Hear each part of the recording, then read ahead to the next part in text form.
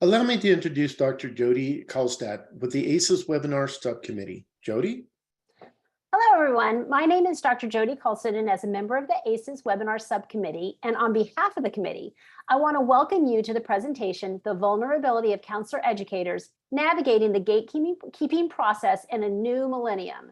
Our guests are Dr. Edward Yu, Dr. Jeffrey Cook, Dr. Thom Field, Dr. Kayij-Wint, Dr. Heidi Morton, and Dr. Susan Gardner. So as one of the moderators, we will be, on behalf of the moderators, I should say, we will be watching for your questions and comments. Due to the organic nature of chat interaction, we don't want to lose any of your questions. It's very important to us. So please do use the Q&A feature in Zoom to pose your questions or thoughts. We will share the questions with the speakers at the end of the presentation. Okay, so if everybody's ready, we're going to go ahead and get started, and I will introduce our panelists. First, we have Dr. Edward Yu. He is an assistant clinical professor and community clinic director at Oregon State University Cascades. We're also joined by Dr. Jeff Cook, who is an associate professor and program chair for the clinical mental health counseling program at Denver Seminary in Denver, Colorado. Our next guest is Thom Field. Dr. Thom Field is a program chair and associate professor at Oregon State University. And we are also joined by Dr. Kayij-Wint, who is an associate professor of counselor education at Missouri Baptist University. Our next panelist is Dr. Heidi Morton, who is a program director and assistant professor at University of Puget Sound in Tacoma, Washington. And finally, we are joined by Dr. Susan K. Gardner, who is the Dean of the College of Education at Oregon State University and Professor of Adult and Higher Education. Let's go ahead and get started.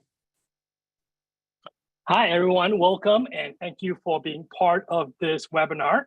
My name is Dr. Yu, and Dr. Morton will be joining us in a few minutes. She is wrapping up one meeting and heading this way, so she apologized for the delay of that, but she'll be joining us really soon. And before we get started with the questions, I want to start by just being mindful that this topic can be uncomfortable, can bring up some emotional response.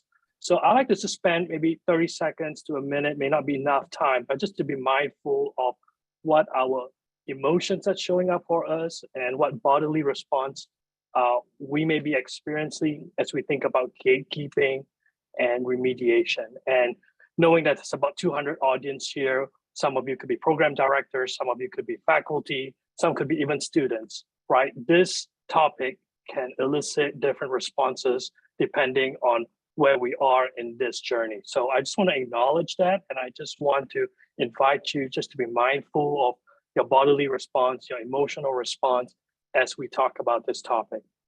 Secondly, as a panelist, we just want to share this disclosure, which is we are mindful that as we talk about this topic, we hope that no student feels like we are talking about a particular student or a current student or a previous student, but just a collective experience of this issue of addressing gatekeeping in today's culture. So we want to share that as a panelist so that as we talk about students or talk about the challenges of navigating these issues, that we hope that no participant or anyone watching this recording feels like we are talking about them particularly.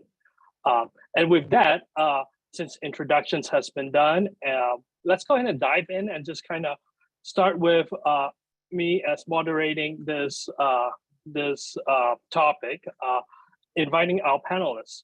When did you learn about gatekeeping? When was the first time you learned about gatekeeping? And yeah, anyone like to jump in and share?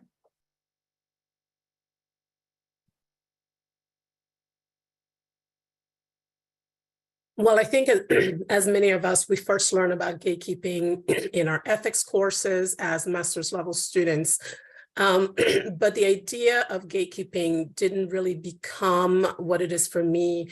And that understanding didn't really develop until I became a supervisor first, dealing with supervisees, pre-licensure supervisees, and then really experienced a deep understanding of the need for gatekeeping when I became a counselor educator working directly with students, and understanding that the process of gatekeeping really starts with the application process, with us reviewing applications and really making decisions even before we give an offer for an interview. So I would say, as a counselor educator, my understanding of gatekeeping became really what it is today, understanding the importance of it for our field and for our programs.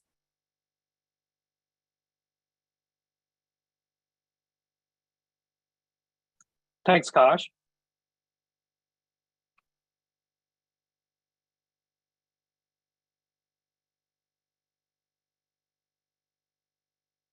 Thom, Jeff, any thoughts on that? Yeah, I mean, I would echo what we've just heard. In my master's program, I think I was aware of the concept, and if the term was stated, I don't know if it actually landed.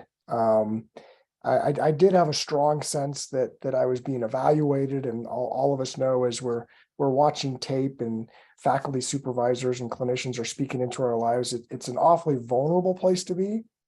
And it wasn't until my doctoral work that I actually began to like have this aha moment, like, oh, this is a thing, and it actually has a name. And there's particular domains that we can kind of loosely attach to it. And it was kind of a one-dimensional thing, right? So like, okay, so there's this knowledge piece that we know is important. Clinical skills are important. Disposition is important. Oh, okay. And so this is also supposed to protect our field and protect our clients.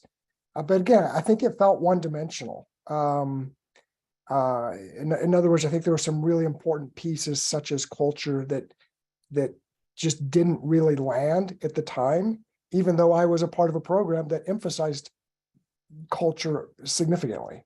So that's been something that's developed over the years for me. Thanks, Jeff.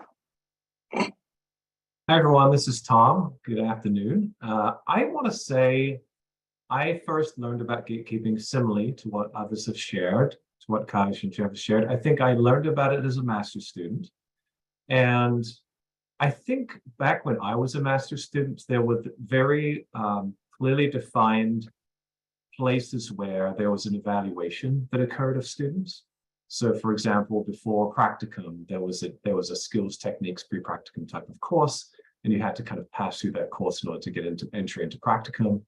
And then there was a comprehensive exam at some point in the program, and you had to pass that to graduate.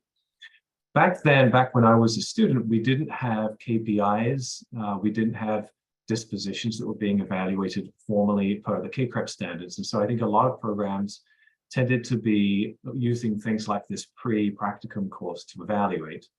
And that's, I was a master's student right around the time where the McAdams and Foster articles started to come out about having a much more thoughtful approach to tracking students and measuring certain expectations of students. So I think for sure a lot has changed since then, but I think initially we were doing it, we just weren't doing it in a very formal and systematic way outside of these major kind of time periods of assessment.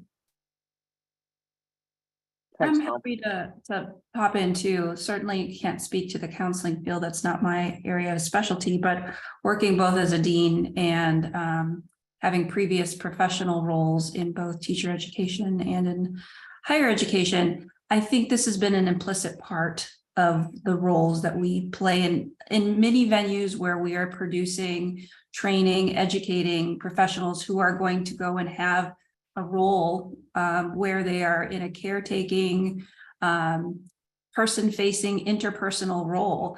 And so whether it was in teacher education or student affairs, higher education, certainly in counselor education, this idea of stewardship of the profession, the idea of kind of ethical obligations to ensuring that the training we do is not only up to standards, but also that we aren't somehow forfeiting our role in ensuring that the clients, students, that they're going to interact with, this idea of do no harm. Yeah. Thanks, Susan. Let's proceed to the next question, which is, how has gatekeeping impacted your work as a counselor educator, as a program director, or as a dean?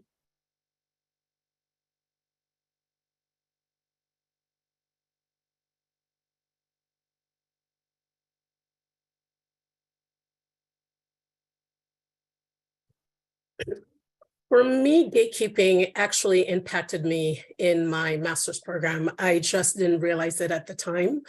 It was later with, as everyone has says, with a deeper understanding of what really gatekeeping is, that I started understanding that there were some gatekeeping issues within my master's program. And based on that experience, I came to counselor education with a goal, if you will, to make sure that if we are having gatekeeping issues, that we need to start assessing and working with the student early in the process of gatekeeping.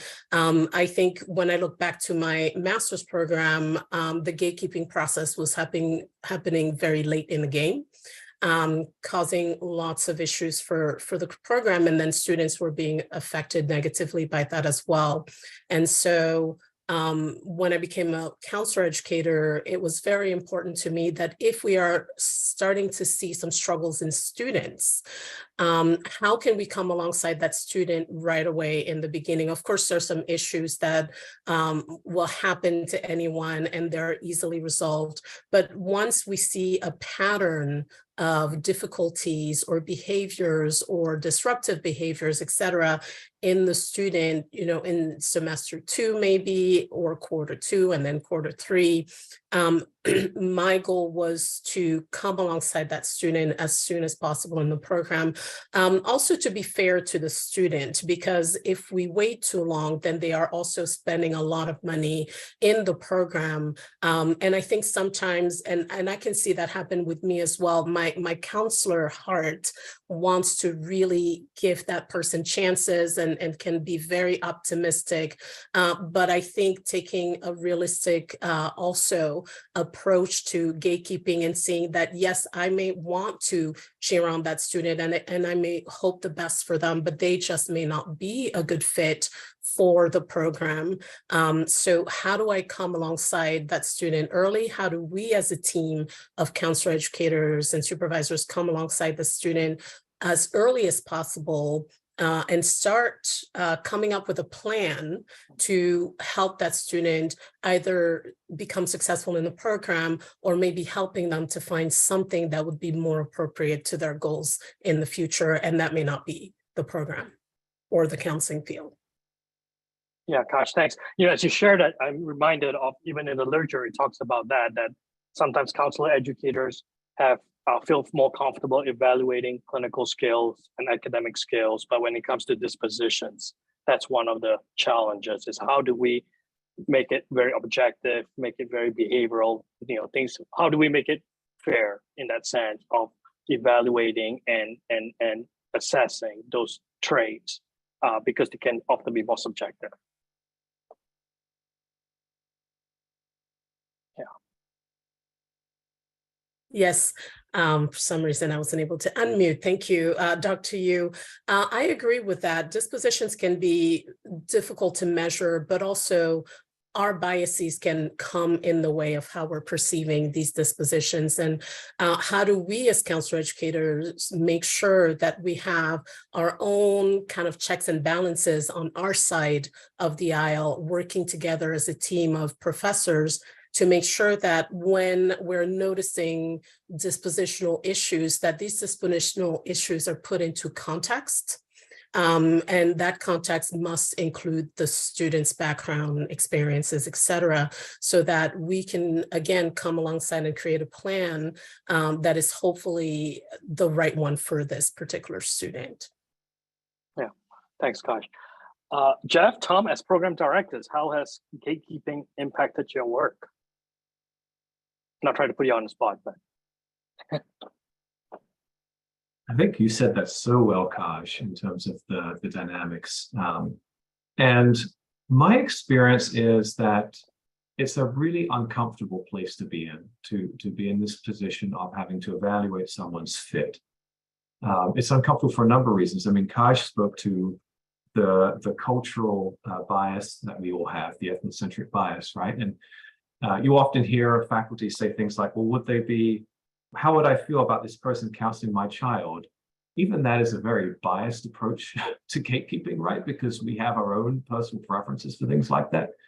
And I think because of that bias, on top of these fears of like litigation and faculty often being in this place of vulnerability, either they may be non-tenure track or pre-tenure, perhaps they're a person of a marginalized social location identity, it's very difficult to enter into that space of almost having this kind of formal authoritarian role with the student that may involve the student potentially either doing some kind of growth or dispositional remediation plan or being exited from the program.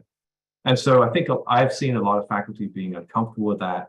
And this idea of early intervention that Kayij talked about, it's really important and it's a great idea. I think you have to have buy-in as a program about how to do that well and develop a structure around it. Because I think if left to our own devices, we just have so much discomfort with gatekeeping that it's quite difficult to do early intervention in a way that feels, and I'm going to mention this maybe a couple of times today, that feels developmentally supportive to the student. So my experience with gatekeeping is, I would say the majority of cases, not all, but the majority of cases are students who they're just on a different developmental trajectory. They just need mentoring in different ways, right? And maybe they need a growth plan to help accomplish that, but fundamentally they can be great counselors, right? And there's something that they need to work on. So that's your commitment to the student. When you admit a student to your program, you're committing to helping them developmentally to work through those challenges with you. There are going to be times where a student can't meet those developmental requirements that, kind of growth edges. And that becomes much more uncomfortable and difficult for the program. But I think for sure, if you enter into that space of discomfort with, let me try to mentor the students through this process, it does feel a little bit more, I don't know, like a positive potential experience that could be had. And I've had positive experiences, I'm sure others on the panel have too, about mentoring a student and seeing their growth over time versus just seeing it as this very punitive, detached, objective experience. Yeah. Thom, I'm hearing you say that, this is a very uncomfortable process, but the importance of thinking about it from developmental stages, this is what Thom and Kayij kind of shared. Thinking about it from a developmental stage, where is the student at? Thinking about cultural expectations and cultural issues that may be related to the student's development. And then the importance of mentoring and the importance of I remember one of my dean will often remind me, have you even talked to the student about this? Because sometimes we think it's a problem in our heads. We are like, oh, this student is doing this and this and this. And until we sit down with the student and go, hey, do you realize this? And the student goes, oh, wait, okay, what happened again? And that's the end of it. That's the end of the remediation plan where the student was aware and the student became, oh, this is what I need to learn to do, or this is how I can grow. That really gives them the trajectory of flourishing as a counselor. So Thom, I appreciate you even sharing about, these aspects, how uncomfortable it is as gatekeepers, yet at the same time, these are different things that we need to think about as we talk about this topic.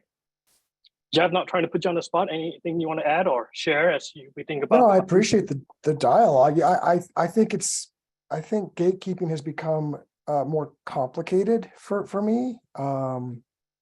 In some level, it was easier the first 5 or 6 years of my work in higher ed. Part of that complication is so I also lean towards more of a caring, right, a connection over correction kind of mindset, a developmental rather than a punitive mindset. It's a real natural place, and I absolutely agree that we don't do them. We're actually not benefiting them when we don't speak honestly early on, especially as we think about the amount of time and resources, money that they're contributing. I think the complicated piece is while we have a fairly systematic process at place, each faculty member is so different. And so while I may lean towards this more connect over correct perspective, I have several faculty members that lean towards the correct over connect. And so I think that's part of it is as a team weaving together, how do we support students? Do we want to see them to feel and receive this as punitive? Or at what point does it become that? So that's been part of the more complicated aspects just in my own journey as a chair. Yeah. But Jeff, also thanks a great opportunity, right? Because there's lots of good things that happen in conversation with faculty members too around this. And that is important, right? Because the gatekeeping, the gatekeeper is something I'm sure you'll introduce later, but that's, I think, just as important. Yeah. Jeff, as you talk about, just the first few years of teaching, right? I can relate to that. First year of teaching, you come in, you teach, you don't even think about anything else, but just like, whoo, I got 2.5 hours done. I can go home now. And then the longer we are in this field, we start realizing, whoa, these are things that we have to look at. And I think Thom mentioned about when you're pre-tenor or marginalized population, or you're working through promotions or things like that, this can be really hard conversations to have. And the hesitancy of that, of then jumping in to talk about remediation or even caring for students, how does that impact students' perception of faculty? So I really appreciate that. And yeah, Susan, anything you want to add or share before? Yeah. Certainly. I think, from the perspective of a dean, and I'm seeing some of these in the Q&A, so thank you for bringing these to light. I think often where I intersect with these conversations that might be happening between faculty and students or even among faculty is often when they are elevated and then suddenly it becomes something that is potentially litigious. And, certainly we are in an increasingly litigious society, and perhaps even, some of our more seasoned faculty members were used to things that either didn't exist before or the same kind of, I think, levels of awareness may be different today than they were even 10, 15 years ago. So I think, when I am as a dean brought into these conversations, it's often being able to say, what is the process? How is this, process validated on, are the students made aware of these pieces or dispositional assessments? How is this reconciled with a professional association that expects these things or your accreditation agency in this particular situation? So those are the kinds of things that a general counsel's office or attorney's office is also going to be asking, because they're going to want to understand that this was made, not only from the student's level of awareness, program faculty have signed on to it, and it's something you can really fall back on. That the documentation was there. And again, there's some kind of valid instrument or assessment that can be used. Thanks, Susan. This next question, we may have already talked a little bit about it, but just wanted to throw it out there to the panelists. What are some challenges counselor educators face when addressing issues related to gatekeeping? Anything that we may not have talked about or anything you'd like to highlight from that question?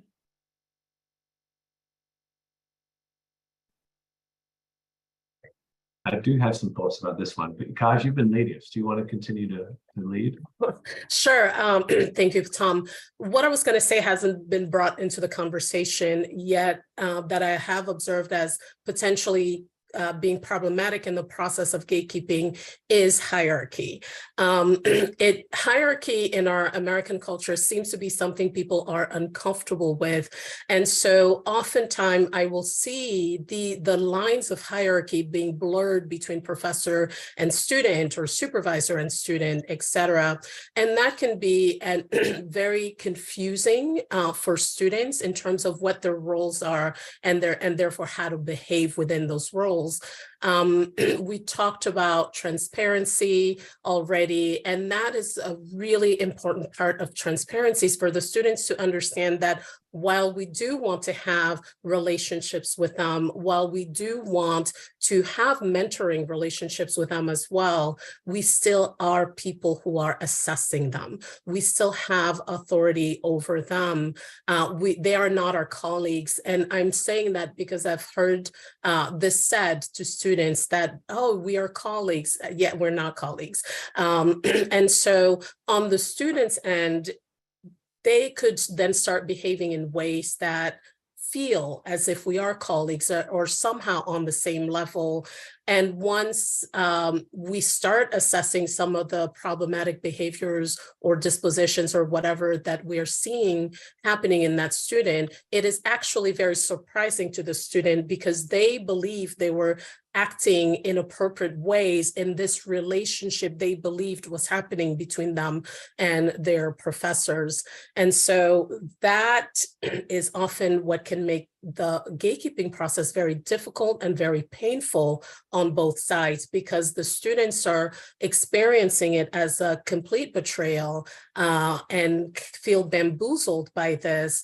And the professor has a lot of pain and anxiety and also around that because the student is reacting in the way that maybe I as a professor did not anticipate, and then we're not quite sure how to go from there.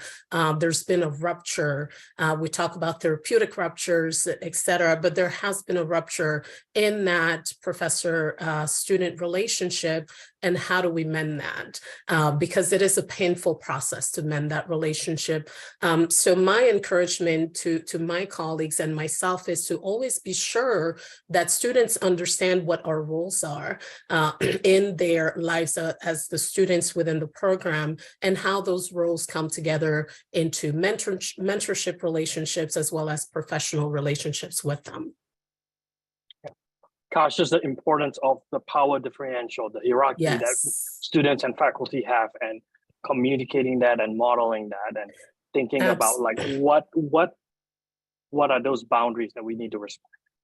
Yes, definitely, because we tend to talk about that hierarchical relationship within supervision and to a lesser extent within the therapeutic relationship itself, but we don't often talk about this hierarchical relationship between the counselor educator and the student. Yeah, thanks, Kash. Thom? Okay, I'll riff on the roles boundaries piece first that Kash was bringing up, and then I have another thought too. So I think the different roles we play to is challenging. So for example, we may be in the role of instructor, or maybe we're in the role of advisor, which has a lot of mentoring function, right? And at the same time, we're evaluating. I think that's true in supervision. I think that's true in a lot of different ways that we have this, I like the connect and correct metaphor that Jeff picked, because we do have to hold both those roles. And it is awkward shifting between the two of them, right? And owning that in the room with the student, talking to them about that awkwardness of shifting between roles, I think is really important, because the student needs to understand that it's awkward for us, and also that they have to experience us in two different ways, right? That we're both someone who is going to be facilitative and mentoring at the same time with someone who has an evaluative role. And that's always awkward to play both roles. The other thing I was going to mention about this and the challenges, this is from a program director perspective. I think I see a lot of challenges occurring when there isn't a really clear systematic plan that everyone buys into and is using consistently, and when there isn't great communication about that plan with faculty and with students. So an example of a systematic plan, let's say that you're a K-Credit program and you've got identified key performance indicators and dispositions. How is that enacted as a plan, right? So for example, do students know about this during orientation meetings? Do they have any interaction with that with those concepts during that meeting? Or is it just kind of mentioned, well, it's in the handbook, go read the handbook, right? How often are faculty evaluating KPIs and dispositions? Are students aware that that evaluation is occurring? Are there meetings that occur between the faculty and the students to go over that, over any evaluation? I think all of that matters a lot. And I think if you structure into the program a student's not just like awareness of it happening, but also buy-in to this developmental progression, I think it helps a lot. So one of the things that we're going to start doing at Oregon State is having the students evaluate themselves on dispositions at the orientation stage, and then also identify goals they're going to work on. And those goals are things that they're going to check in with their advisor about. There's going to be reflection questions in courses about their goals. And so it becomes not just the faculty evaluating the student, but the student also self-evaluating, and it becomes more of a partnership, a collaboration, versus something that is done to the student. I think that's really, really crucial that you have that kind of baked in, because I think when you come to a place of remediation later or plan of growth, having a clear sense of what the goals are, what the objectives are they're trying to meet, and everyone's on the same page about that, it just prevents there any surprises and the student feeling blindsided.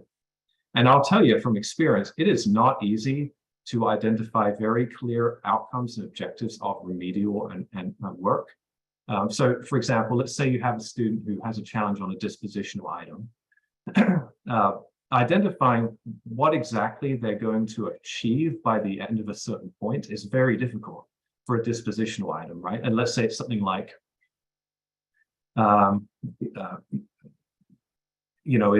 attends to directions, follows directions, or it could be something like attends class consistently on time, follows through with assignments, that kind of thing.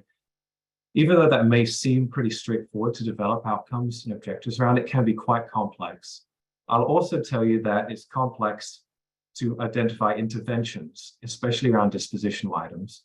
And I think if you can have everything be as clear as possible from the beginning and have the student have more input and buy-in to that process, it does become easier later on to develop these objectives and interventions, which are they're just challenging to come up with, because in my experience, often they feel like trite, meeting with your advisor X number of weeks. I mean, that's great, but is that really the intervention that's needed? I mean, developing trainings, that feels kind of weird too. Like, what are you going to do fundamentally to help the student, right? It's complicated.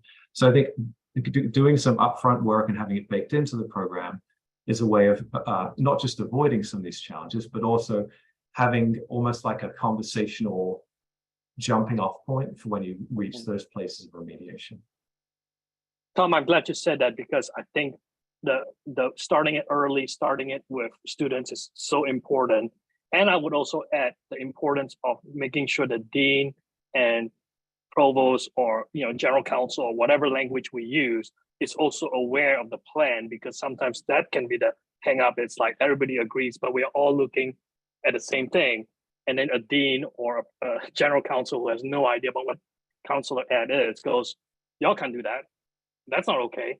That's going to be other issues if we allow as a university to require that. So I think those conversations not only needs to just be within the program, but also within the university, of making sure that everybody is like, okay, this is fair, this is equitable, this is across the board for multiple programs. So I would just add to that making sure that as we think about these issues, how are we doing it in a way where it will be supported as this goes up higher and higher and higher in higher ed. I appreciate you pointing that out, Edward, because I think that's an excellent point to make. And I know here at OSU, our faculty, and led by Thom, have been really proactive in reaching out as these things are being developed and saying, here's what we're thinking. How does this look? But I think a lot of us who are nested within universities, there are other programs, again, that might be in similar situations, whether it's social work or, psychology, what have you, clinical psychology. So I'm wondering, too, about how these larger conversations can be happening at universities, because maybe they have something that works really well for them, or, vice versa. So I think there's an opportunity to have some, synergy and some cross-pollination there. Yeah, thanks.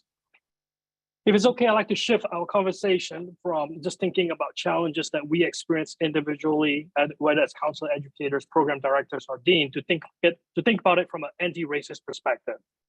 What are some important things we need to consider when we discuss issues of gatekeeping, especially from an anti-racist perspective?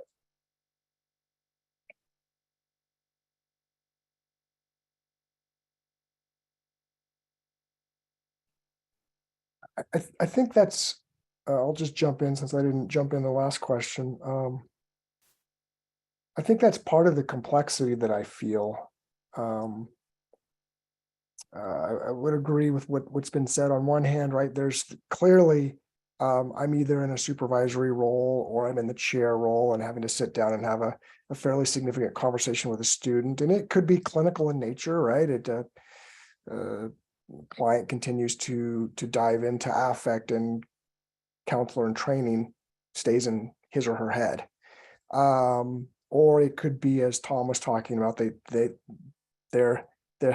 behavioral goal is turn your papers in on time, which we can measure, but we don't necessarily know what change or it's hard to know what's going on underneath that.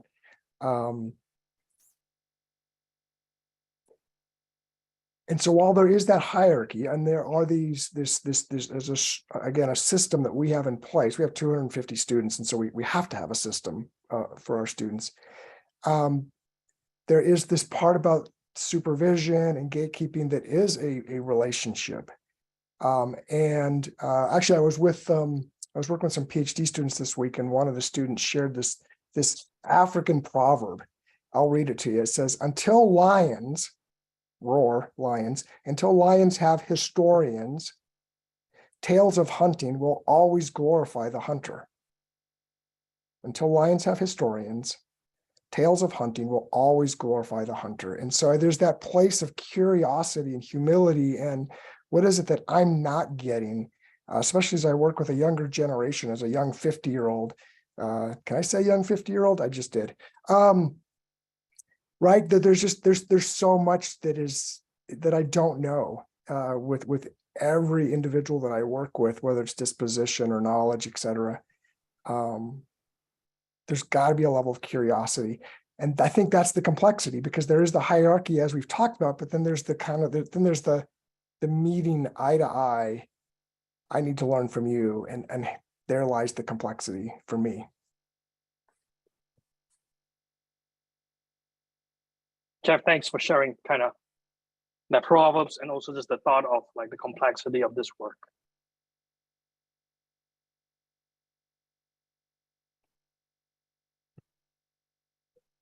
Go ahead, Kash.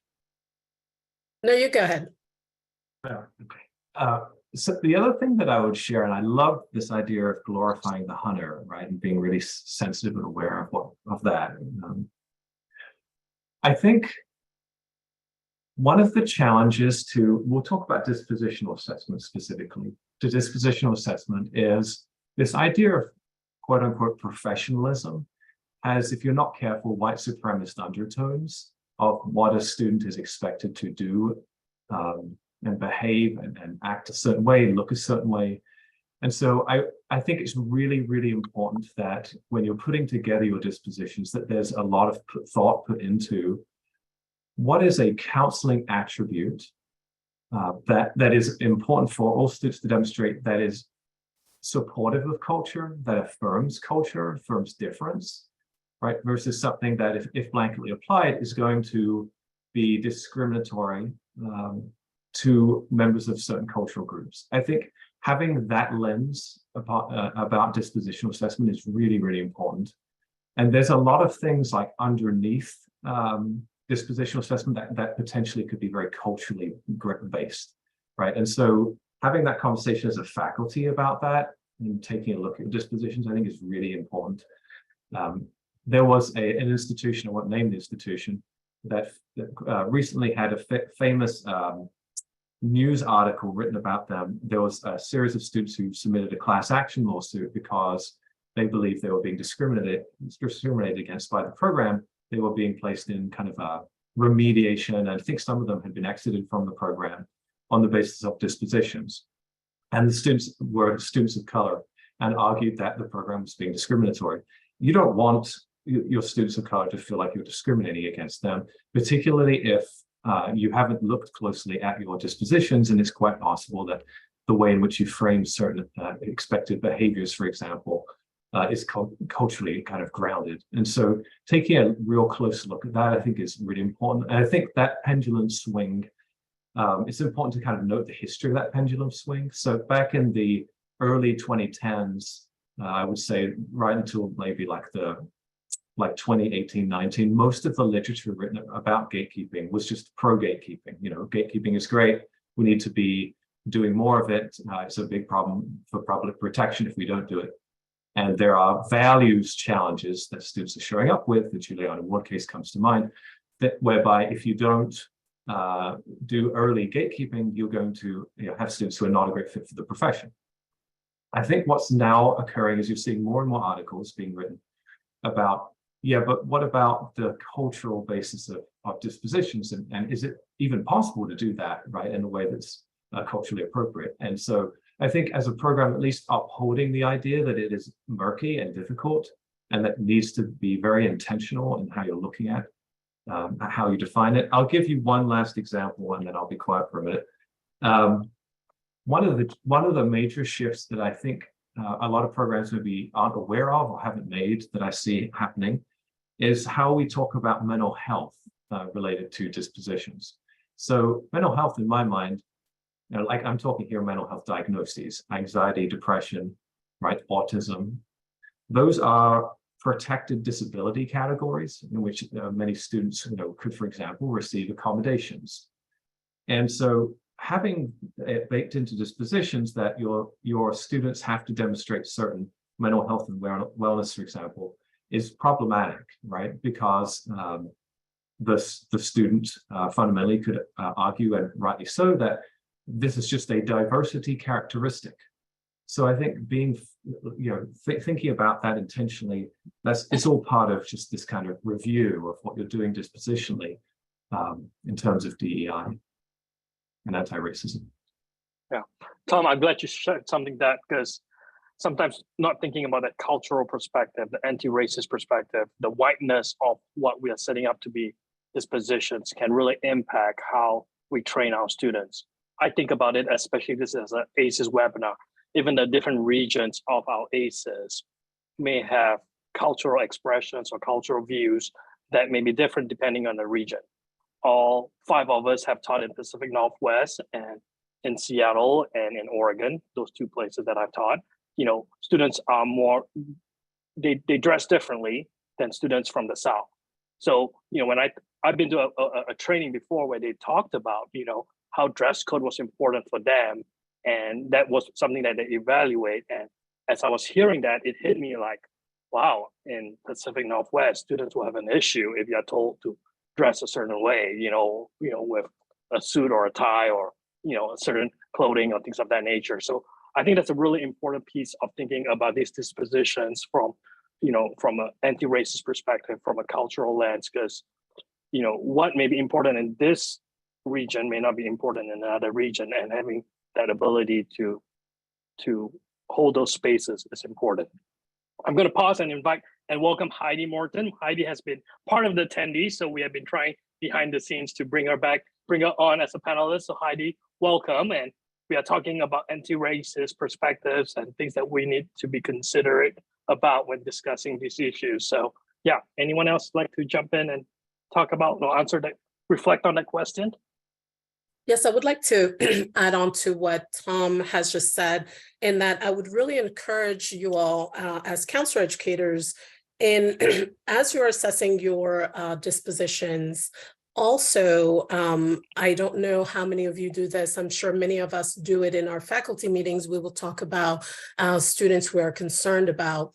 And one of the things that I've encouraged my colleagues to do is, when we do that, can we de-identify the student? Can we talk about what the concerns are, so that we are making decisions based on the concerns?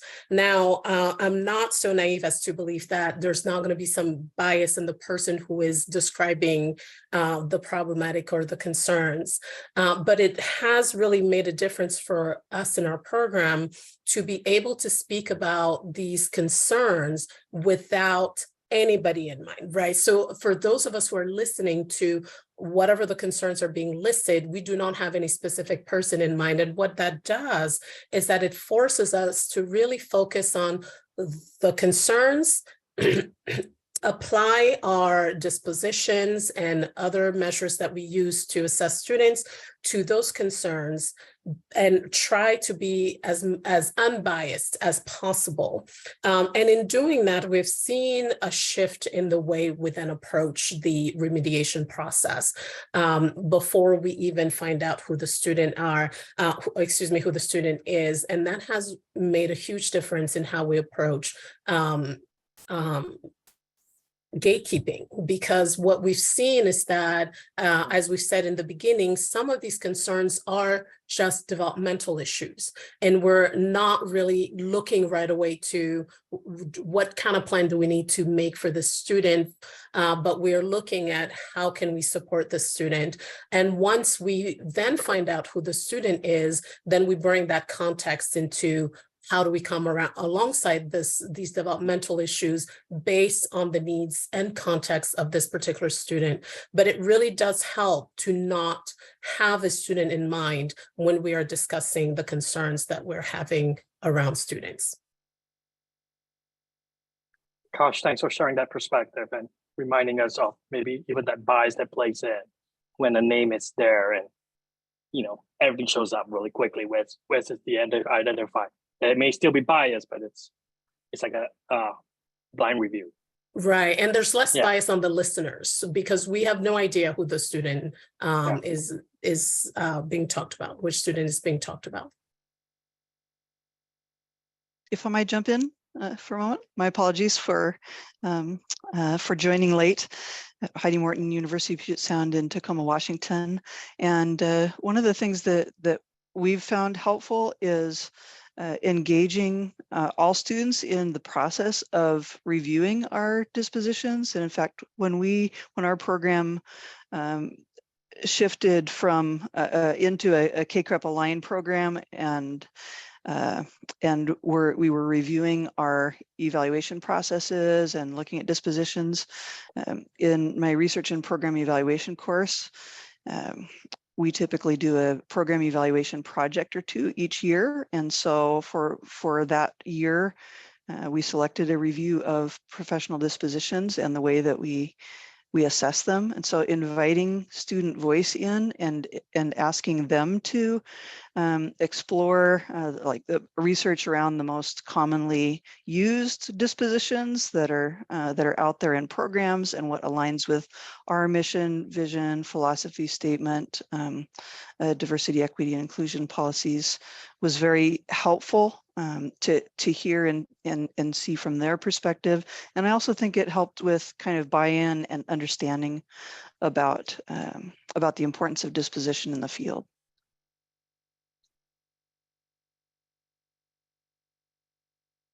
Heidi, thanks for sharing kind of, the collaborative nature of inviting students to take ownership or to craft or to discuss this topic of disposition. So, yeah.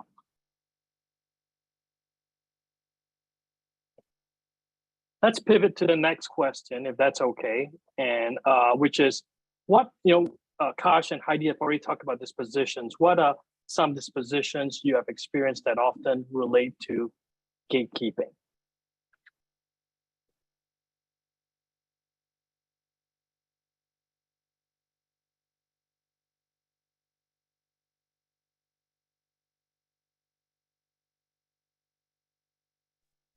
To clarify, Edward, you mean dispositions of the gatekeeper or dispositions of the person who is being evaluated? The students. Yeah, no, thanks. What are some dispositions that often we talked about or discussed as it relates to gatekeeping?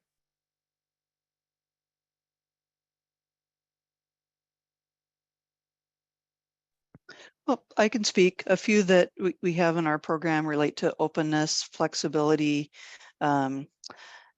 ability to receive feedback, professionalism, social justice orientation are a few. Okay, thanks, Heidi.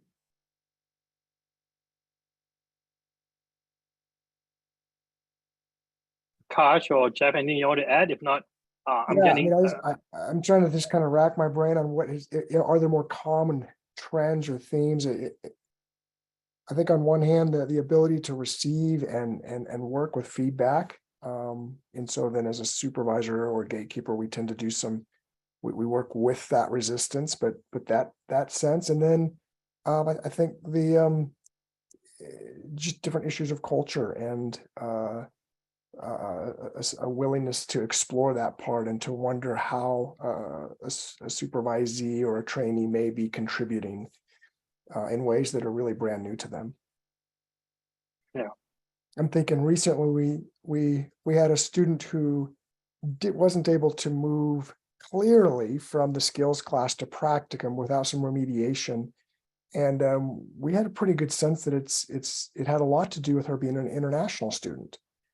And so we had a really neat opportunity to tag team her with an LPC in the program who was also an international student of the same country of origin.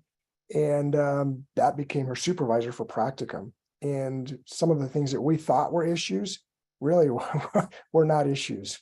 So it was good for all of us to learn from. Yeah, thanks, Jeff. So it's about 2:53, and I'm getting invite from the moderators to open up for question and answer. And I'm not sure whether do I just start reading the questions or if the moderators would like to kind of facilitate that piece of it. So if you're a moderator and you want to jump on in, you're more than welcome to. What would be best to navigate the Q&A? One of our moderators is going to read questions. Perfect. Two moderators, and we'll take turns going back and forth with the questions. We have 21 open questions right now. So very good ones. Janae, you want to start? Sure. I am Janae Steele. I'm part of the core faculty at Walden University, and I'm also part of the ACES subcommittee. We had quite a few questions at the beginning related to the basic function of gatekeeping. So I'll just start with the first.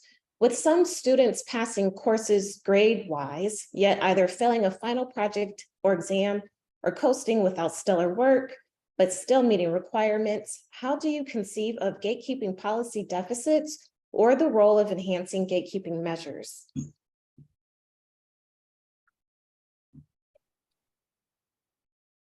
So I think basically this question is asking for some of your perspectives on some of the deficits that we have in our current gatekeeping models.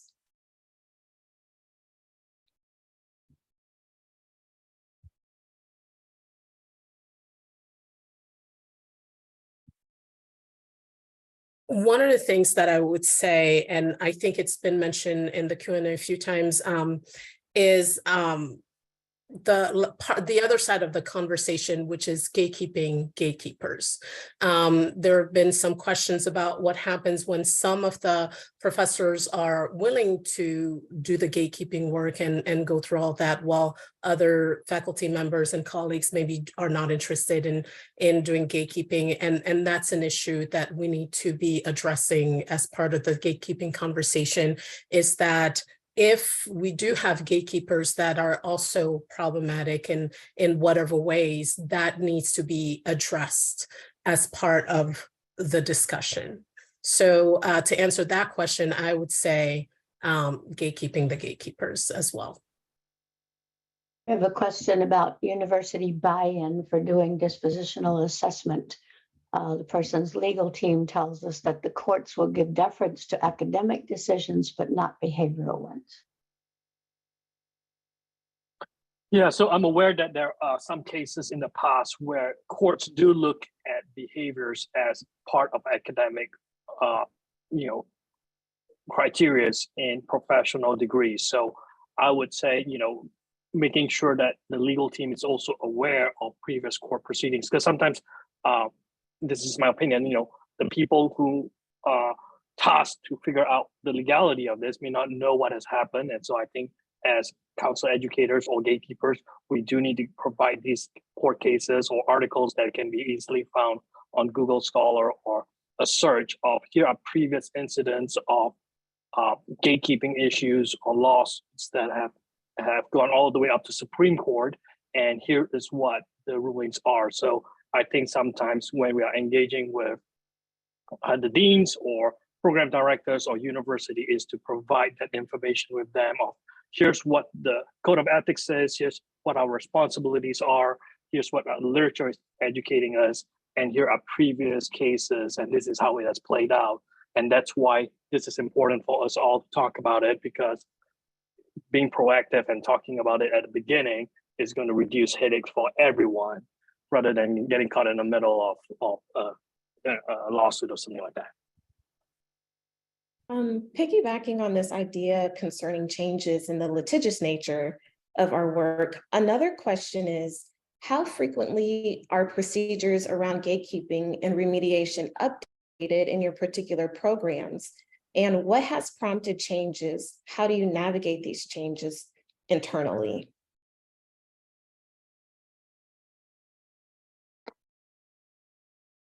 Like I alluded to earlier, we have a nice system in place. We have a form that faculty can fill out, and as a part of that process, it's always kind of sending the ball back onto their court as far as, have you spoken to the student? Has this communication happened? Is there, are you shifting responsibility? And assuming that they've had adequate conversation, this then actually moves to the dean of students, which in some ways helps me. I'm often a part of those conversations with the dean of students, but it also helps with some of the dual roles that we have. We then create a plan if it's necessary, and that plan closes typically at the end of each semester. And then if we need to reopen it, we can reopen it. I think the benefit of having our dean of students involved is that she actually tracks it. It's so easy for us as faculty to we're busy and we've got so many things going on, and things, people fall through the cracks. We forget to follow up. That's been a huge asset to have someone who is reminding us, as well as closing out cases or reopening them. We have someone that wants to know, what about counselor educators in training, PhD students? How do we help them navigate gatekeeping when closely working as TAs with seasoned professors who may have their own ways of teaching and approaching gatekeeping, or sometimes not approaching it at all?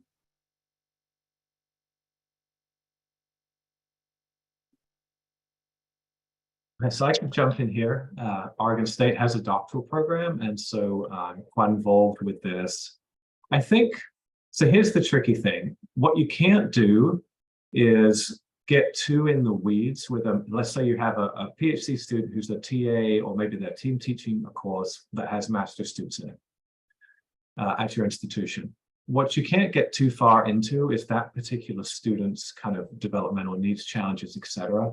Like, you have to be thoughtful about that master's student's privacy to some degree, right? Because there will be times where they'll have other experiences together. I've also seen that, like, for example, they could be in the same class later, right? Or maybe there's a supervision experience that the doctoral student helps out with, etc. You can talk broadly, though, about when a student struggles with this thing, this is what we do, and this is the procedure by which we do gatekeeping. I think as a doctoral student, understanding the general flow of gatekeeping, the general way in which it's structured in the program. And you can even talk and show examples of, like, here's the template that we use for the remediation plan, etc. Like, talking through all of that is very helpful for doctoral students. I just think you also have to be careful in how much detail you give to one individual student's process. So then, relatedly, what are some of the differences in gatekeeping between master's and doctoral counselor education programs?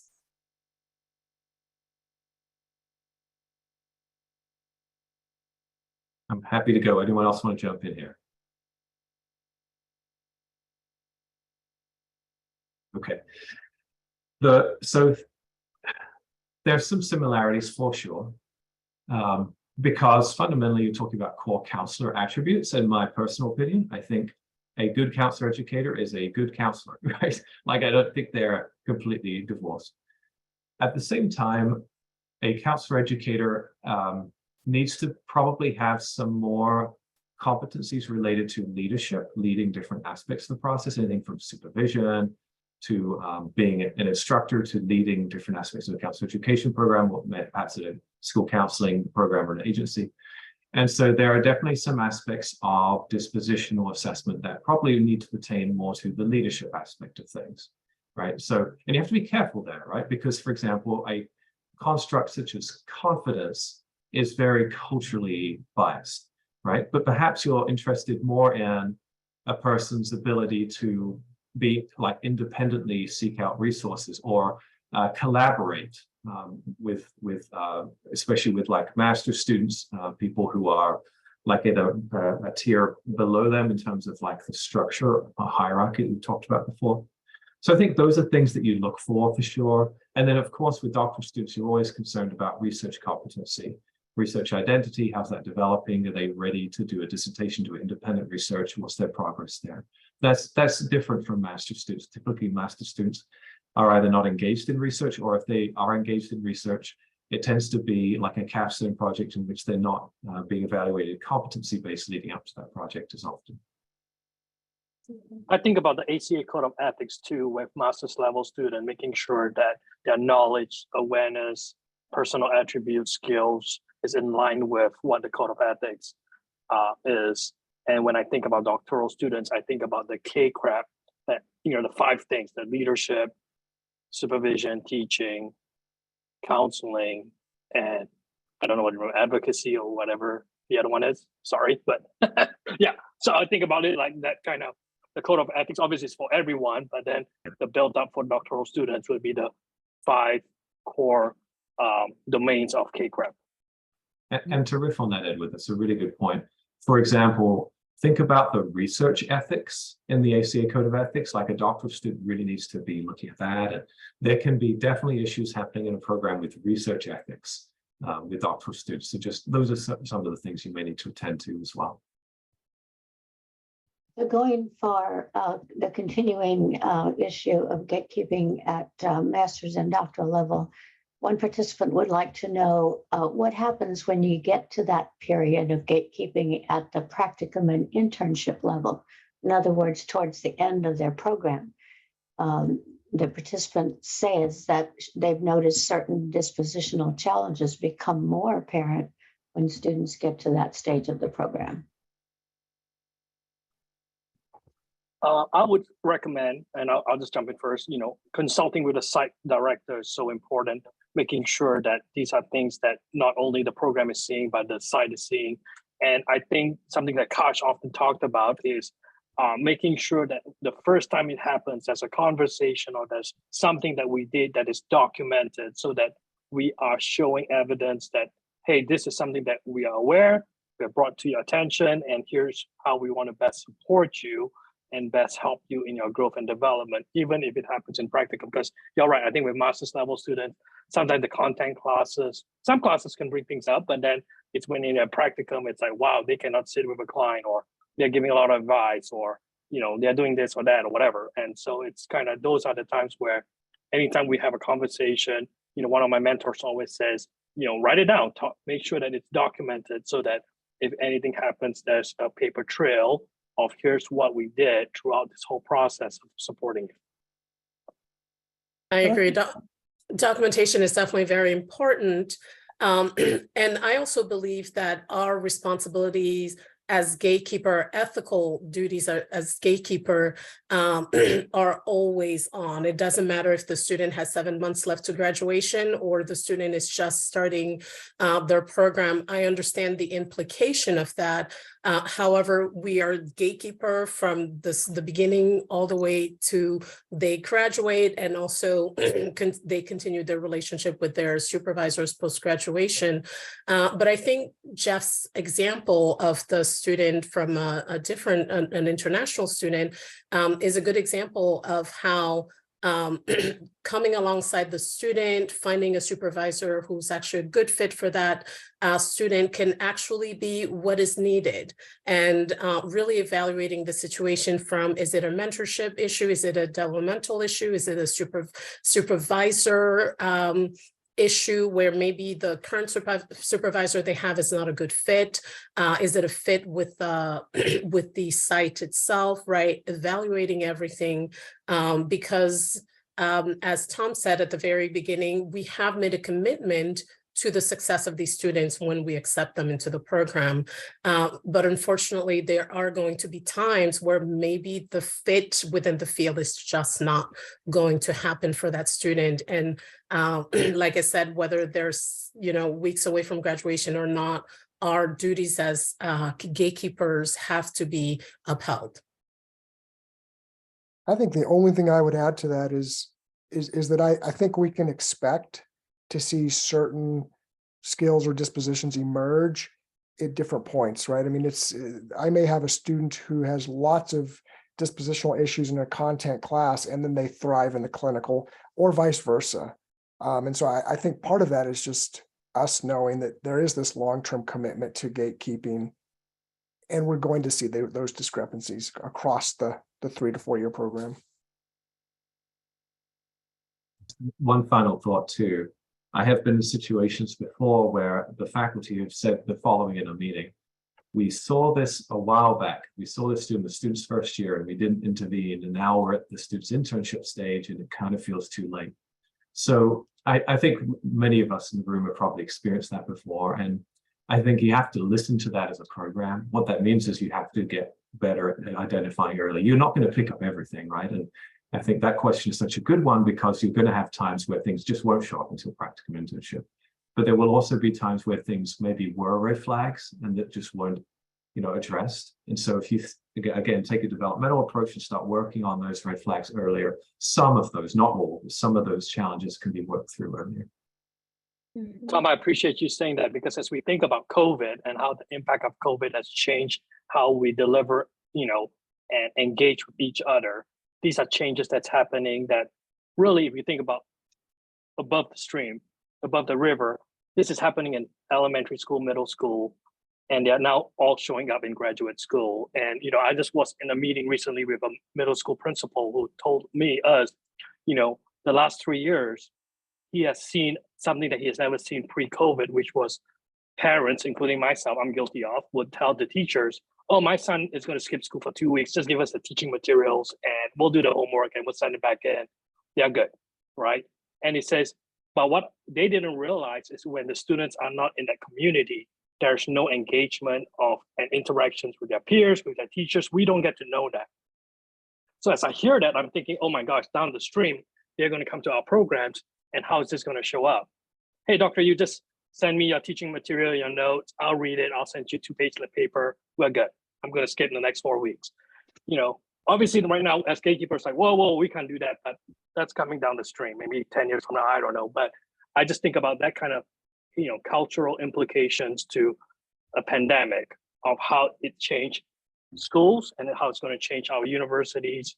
And we're all drinking the water. So it's not like it's just them, it's all of us. And just being very mindful of these kind of issues and how to navigate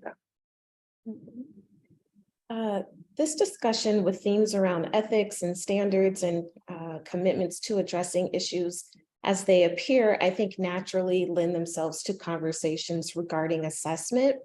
One participant says, students have voiced their distress when I have been transparent in sharing assessment criteria for gatekeeping. They say it sounds like a threat. I see it as transparency and collaboration.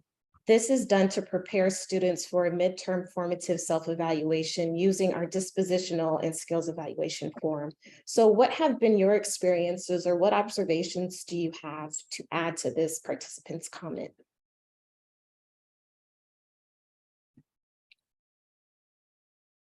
I think engaging students directly with self-reflection around dispositions can be really helpful, and then having early conversations early in that first term, inviting them to do that and providing positive, supportive feedback can help it feel less scary for students and just part of the developmental process, and know and see and feel that we are here to support them with that, and acknowledge the areas and where and when we do see growth, making that a regular part of the assessment process as well. So go ahead. I think this goes kind of without saying, Heidi, but as you're talking about that, the thought that came to mind was just because we use assessment doesn't mean we throw the relationship out the window. Has to be a both and. So let's switch gears just a little bit. This participant wants to know what happens when you've had very painful and exhausting experiences with gatekeeping. This person finds themselves becoming more and more protective of their self against feeling attacked by students. Any suggestions for how to navigate this? I would start by saying it is a hard process. So even anything that I can say, I think this is the acknowledgement of how this is such a hard process. And yet we have seen this played out the last 10 years where even when the counselor educators, the program and the university did everything mostly right, not everything right, mostly right, the damage that faculty had of leaving the program and not being part of the program anymore is evident, is there. So I want to give credit to Dr. Lorraine from George Fox, who taught me really early. Edward, always do it with a team, do it in the team approach, team base, and find people outside of your program that you can talk to help you work through the debriefing piece of this tedious work. And I think that's where I would always give credit to the person. Dr. Lorraine reminded me of that in one of the WASIS conference, and I've hold that close to my heart because sometimes it's really hard and it's like a curveball. It's like, whoa, where is this all coming from? Students are aware of policies, here's what we have done. And it really hurts. It really, really hurts. And having a team approach with your colleagues, as well as having mentors and partners and allies outside of the program is so important in this work that even if you did, I use the word mostly right because I could be too arrogant to say that we did everything right. Mostly right, it still burns. Relatedly, this person says, I'm wondering about the support given within programs to faculty when a student is ultimately dismissed. For me, it is one of the hardest situations I've dealt with, and I'd love to hear what other programs do for each other in such situations.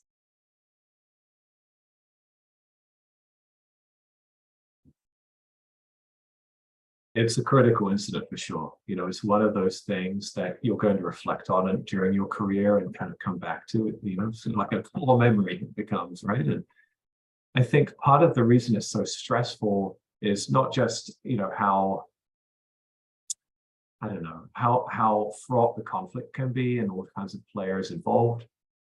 But I think fundamentally we care about students, right? And it's not easy. Like if you're an employer and you have to fire someone, it's one of the hardest things about that job. If you're a counselor educator and you have to exit someone from a program, it's one of the hardest things about that job, right? And so as a program, you know that. And so making sure that when there are these kinds of events happening, like Edward was saying, the faculty doesn't feel alone in working through that, I think is really important. And offering support, offering what help that person needs. That's part of the reason why a lot of programs do have kind of student review committees. I think part of it is, of course, you want more than one person to be observing what's happening. Another part of it is a team approach is so much better than having one person feel like they're shouldering all of the work and all of the stress that accompanies it. So I don't know. I don't think, unfortunately, universities don't give sabbaticals for these purposes. That would be great. But I think outside of that, making sure that you have in the program baked in peer support, I think is really important. One of the best things I've heard another counselor educator experience was when a complaint was filed against the counselor educator. A team of other counselor educators took the lead of having conversations and discussions and leading kind of what's going on, so that this counselor educator wasn't felt like they had to also be the people that or person that reports or shares everything. So that really created some safety for this counselor educator who was going through a lot at that time. So I think that team approach is just a very practical way of when faculty A is named with a complaint, faculty B, C, D can step up and say, hey, we'll lead this investigation, we'll lead this gatekeeping process, we'll lead this conversation, this connection, as a way of ensuring that faculty A is also not being personally, impacted by. I think the only thing I would add, because better together for sure. What has also helped, so I think back to a student that was dismissed when I was working at a Midwestern university, was actually applying the ethical decision-making model to the situation because it gave us some structure. I still think about the young man. As Thom said, it's not an easy process, but that structure actually kind of shores up some of the anxiety that I might feel around it. I'm going to combine the next two questions because they continue the theme of vulnerability that faculty might be feeling when they're involved in gatekeeping procedures and building on the idea that you don't do this alone, it's a team effort. But we've talked already about litigation risks, about risk to promotion, about hierarchy with junior faculty and senior faculty. But what about when you have within the department the differences in values about what gatekeeping is and should be and how it should be done? What do you do with the divisiveness and even sometimes marginalization that happen between faculty who share different values about gatekeeping?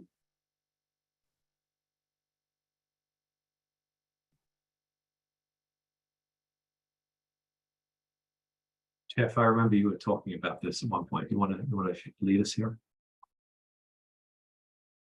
Yeah, Thom, as a thought reflected on that question, I'm not sure what come to mind for you as to what I said, but I was listening and thinking, wow, that's part of the hard stuff that tends to happen for us in our faculty or division meetings with a relatively diverse faculty, both with ethnicity, as far as ethnicity, but also age and time in the field. Those are hard conversations for us. And I think, especially being at a seminary, perhaps one of the norms is we don't fight, and so we've had to move through that. We've had to be able to disagree with one another and civilly have discourse. I'm not sure what you were thinking, Thom, but I was just thinking about how difficult that is for us as a team. I remember you were talking about like connect and correct and how there are people on different sides of that spectrum that we think about.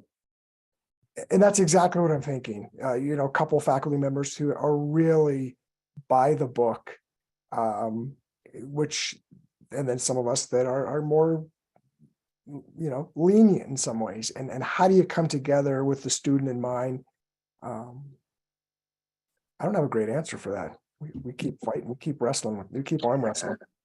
Yeah, I think that talks about the complexity of this and the vulnerability of this is it's not like there's a handbook that we all can just go to and say, yep, this is it. I think even as I'm preparing for this webinar and as I've been looking into this, as a doctoral student, I realized that, even in the literature today, it captures that no one definition or no one guidance guides us on this topic of gatekeeping. And it's always a breathing, living kind of concept of how do we gatekeep and what are the positions that we need to look at. And I think that debate is, or that wrestling, even if it's arm wrestling, it's a healthy, important piece, because if people with PhDs cannot agree, how can we tell our students this is the only way to do it? So unless I would go back to the Code of Ethics, or I'll go back to, professional behaviors, unless it's something that is grounded on the Code of Ethics or professional behaviors, it's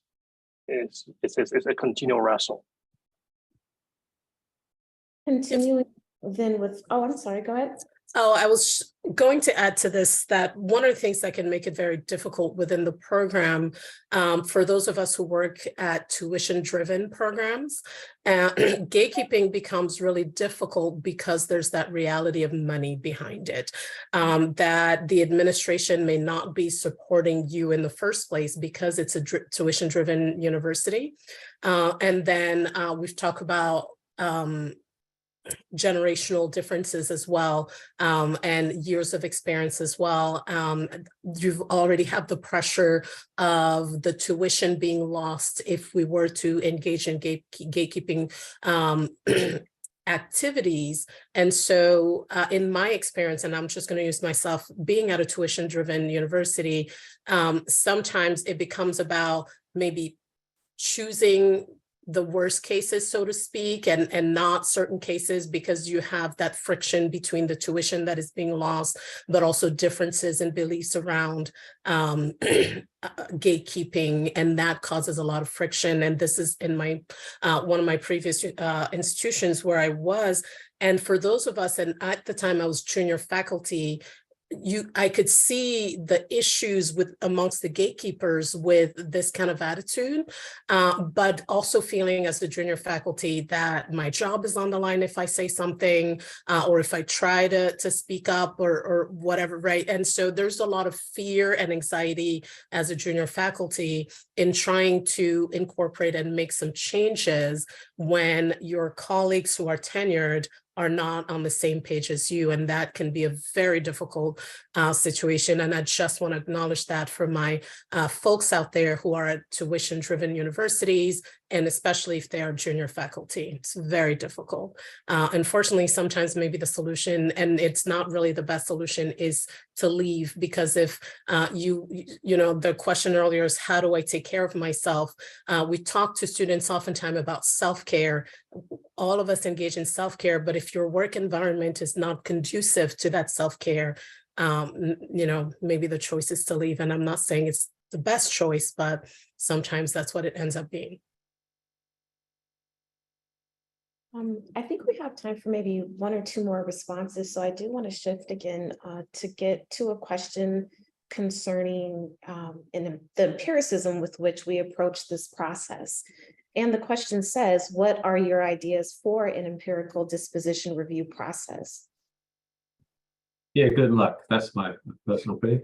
I mean, so that we have to embrace that it is subjective.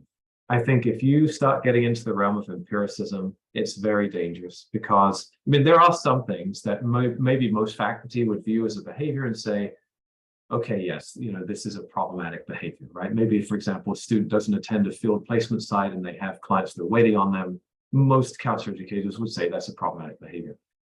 But there's a whole lot that's in the gray area of, is this problematic, or to what extent is this problematic? What's the severity of this issue? And I don't think you ever are going to get to a real clean empirical sense of things.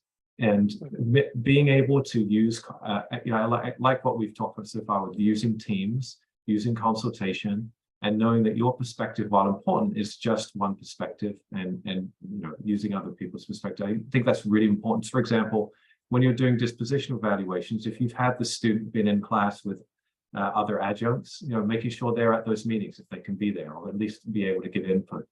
You want to get all sources of input. As site supervisors, another great source of input. You have a role, an important role, but you have to acknowledge, I think, that your role, your perspective is very rarely going to be objective. Yeah, I like to add one thing, which is something that I've been thinking a lot about.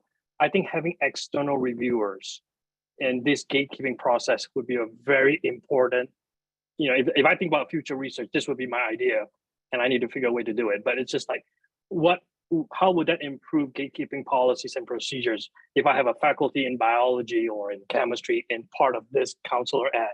What perspectives would they say, like, wait, you want to gatekeep that? It's like, hello, you want to gatekeep the whole university, you know? So I just think about, like, if we can have external reviewers in this process, I wonder whether this would be really, will solidify and make it more, it's still gonna be subjective, but so less subjective, and inviting other people outside our field to bring some voice to it too. So I know we need to wrap up. So yeah.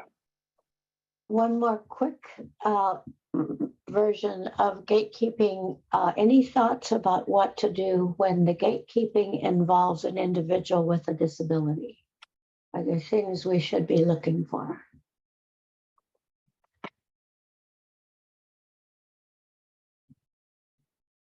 Just really making sure that their protected rights are not violated in the process, and and bringing in outside consultation, whether it be legal or otherwise, to make sure that if you're going to be taking those steps, that you're doing them in the right way while not violating their protected rights. Most universities also have a department that handles student needs and things of that nature. So I would also say making sure that counselor educators collaborate and refer when these behaviors could be, because when you think about disabilities, it's not just the visual ones, but also the ones that it may not be known until, and it's, they have their rights of ensuring that faculty doesn't need to know, but the department that handles that protects students' privacy. That's one of the things that I like about us having some of these remediation things in the Dean of Students, because it brings in the school counselor or the CCMHC clinical mental health chair. But it also, if there is an accommodation in place, it keeps it in the Dean of Students lap. And she doesn't actually then bring that into the discussion with me. She's able to handle that. It just keeps things clean for us. Well, thank you all for these perspectives. I don't think we have time for any more questions. I'm sorry for those who did not get their question answered. Someone wanted to know if the panel meets regularly to discuss gatekeeping issues. I'm not sure that that's true, but it's a great idea. Jody, do you want to take it from here? Sure, absolutely. Well, that's all the time that we have for today. I want to thank our presenters for their time today and for sharing such valuable information. I mean, it truly was a wonderful discussion, and by the sheer number of questions that we covered and that we still have available to cover, it's clearly a topic of huge interest to our organization and to our membership. So I invite the presenters to put their contact information in the chat for any follow-up questions or information requests. ACES will have a copy of this recording available on its website, and please be sure to use the link in the chat or in your web browser when you leave the webinar to complete your evaluation for CEs. Please also be on the lookout for future ACES webinars. And just as a reminder, when you do complete your evaluation for the CE, you're not going to be getting your certificate right away. Give us about 2 weeks. The certificate, I need more coffee today. The certificates won't be sent out until the evaluation period is over, which is 2 weeks long. Thank you, everyone. Thank you. Thank you, everyone. Thank you, everyone. I'm going to go ahead and keep everything open for a little bit.